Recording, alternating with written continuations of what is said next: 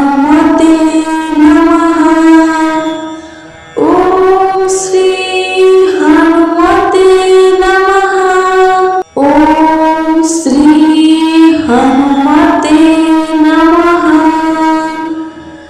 ओम श्री हनुमते